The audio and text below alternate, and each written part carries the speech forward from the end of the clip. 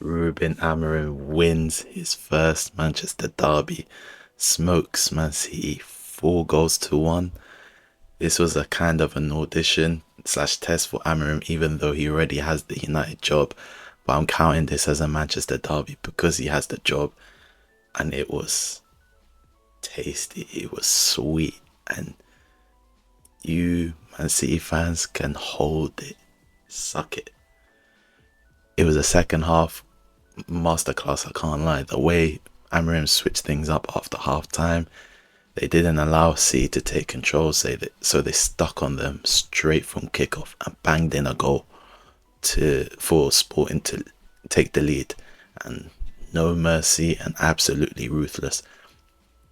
This is positive showings from Amorim, someone unlike Ten Hag who can just adjust the game plan when the going gets tough. Because let's be real, Man City had the better control in the first half. They had the overload in midfield, which gave City the numerical advantage. Plus the fact that Amorim's Sporting side sat back a bit too much, which invited the pressure a bit too much as well.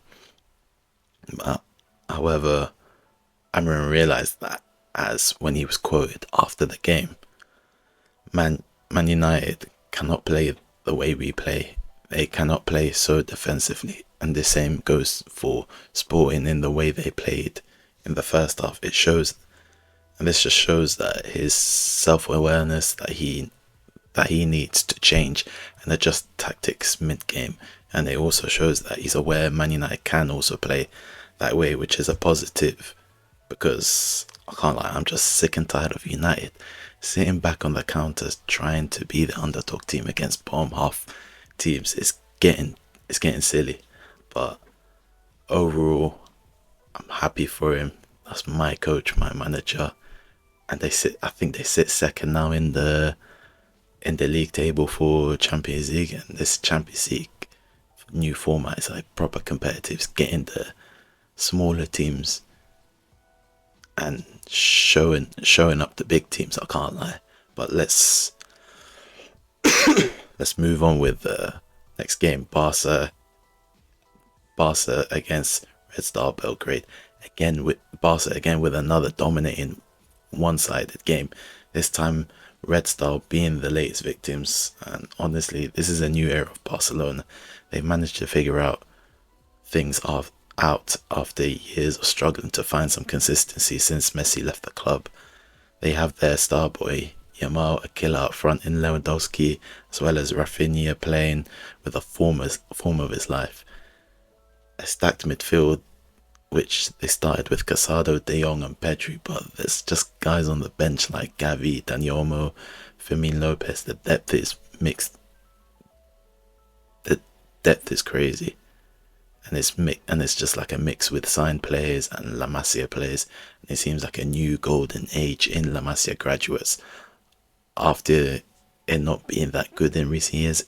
And it also looks like whoever plays in the team is just locked in on Hansi Flick's style of play, and it's a very German and efficient style, and it's surprisingly working for them. I didn't see this, but I didn't think it would, but it is working for them, especially with Barca having dynamic wingers in Yamal and Rafinha, and they've mainly both benefited from that, from Hansi Flick, especially with Yamal leveling up from his debut season last season, and Rafinha, who's just become a new man right now, and he can't stop scoring and assisting.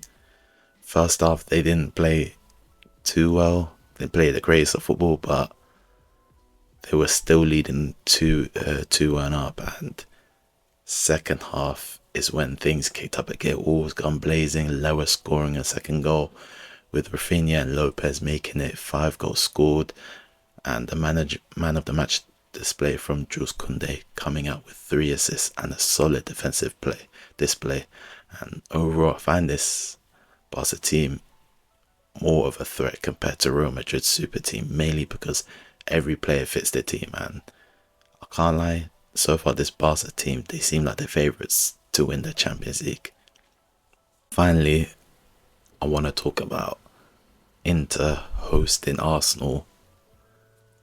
Boring, toothless, zero creativity, and just buy a striker. All descriptions for Arsenal, especially recently, especially in this game as well. Inter happily let Arsenal take most of the possession because they knew Arsenal were no threat up front. You put all your faith on a lamppost who I can't believe Arsenal fans tried to gaslight me into thinking he was good just because he's decent in the air. The guy has zero mobility. To be honest, I prefer Giroud right now than Havertz up front.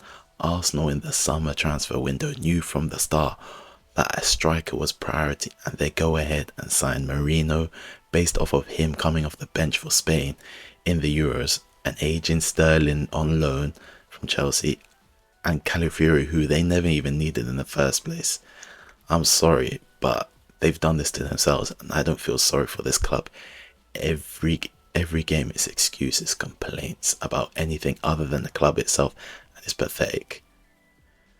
And Arteta, as much as I don't think he should be sacked right now, needs to ask himself why he doesn't play Nwaneri more minutes, especially when Odegaard isn't fit enough and the team is screaming for creativity. Honestly, Arsenal were lucky Inter weren't too great up front, but as much as Inter's defence won them the game, it was self-inflicted by Arsenal. Wave the trophies goodbye. This season, it's another trophyless season for you. But anyways, let me know what you think about this Champions League week. Like, subscribe, and I'll see you in the next video.